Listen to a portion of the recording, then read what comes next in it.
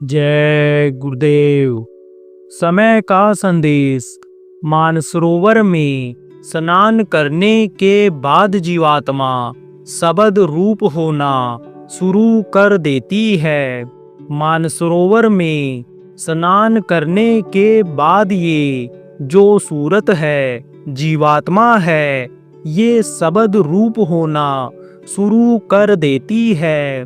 अभी शब्द रूप में नहीं है ये, अभी तो शिव है, जीव है। आप ये समझो, सूरत नहीं है। सूरत किसे कहते हैं? जो बिल्कुल निखालिस होती है, जिसमें कोई भी कमी नहीं होती है, कोई गंदगी नहीं होती है, उसको सूरत कहते हैं।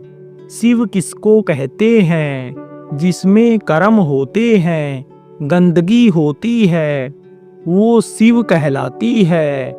और जीव किसको कहते हैं? जीव तो समझो महागंदा हो जाता है।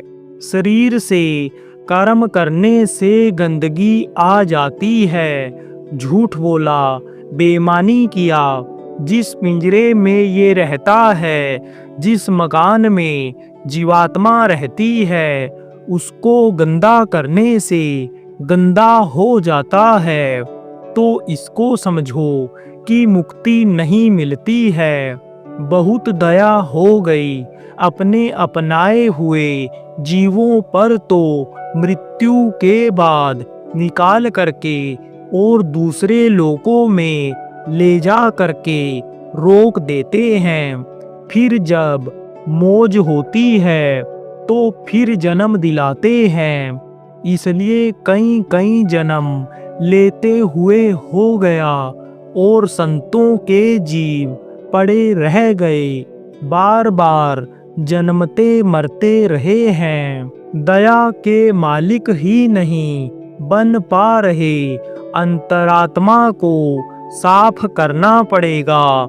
अगर इसी जन्म में मुक्ति और मोक्ष चाहते हो, इसी जन्म में अगर आप पार होना चाहते हो, तो सतगुरु के बताए हुए रास्ते पर चलो। जो गुरु महाराज के शिष्य हो, आपको मैं बताना चाहूँगा कि जो गुरु महाराज बता करके गए कि सुमिरन ध्यान भजन करते रहो, प्रार्थना करते रहो, जिससे भाव जगे, भाव बने, दुनिया की तरफ से मन हटे, उधर की तरफ लगे, प्रभु से प्रेम हो, गुरु से प्रेम हो, ये काम करते रहो।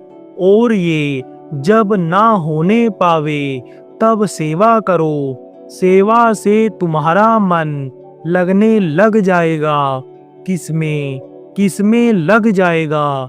सुमिरन करने में, प्रार्थना करने में लग जाएगा और फिर ध्यान भजन में भी लग जाएगा। तो बहुत विकल्प निकाल दिया गुरु महाराज ने।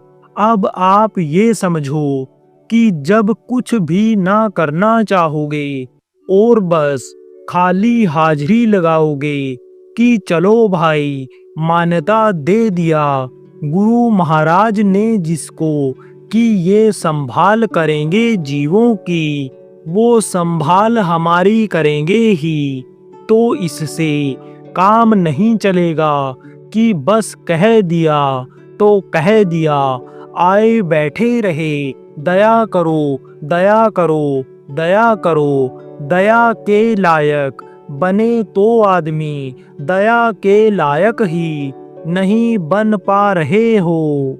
अरे भाई, कहो कि दूध दे दो, दूध दे दो, दूध दे दो, दूध दे दो, और बर्तन ही गंदा है तो दूध देने वाला गंदा बर्तन में दूध डालेगा? नहीं डालेगा। ये तो दही हो जाएगा। अभी थोड़ी देर के बाद जमने लग जाएगा, खट्टा हो जाएगा। तब ये कहेंगे कि देखो खट्टा दूध दे दिया, इसलिए बर्तन तो साफ करो, अंतरात्मा को तो साफ करो। अंतरात्मा कैसे साफ होगी? इसी से साफ होगी। सेवा के द्वारा साफ होगी, प्रार्थना के द्वारा सफाई होती है। ध्यान भजन और सुमिरन के द्वारा सफाई होती है। तो अंतर आत्मा को साफ करना पड़ेगा। जय गुरुदेव।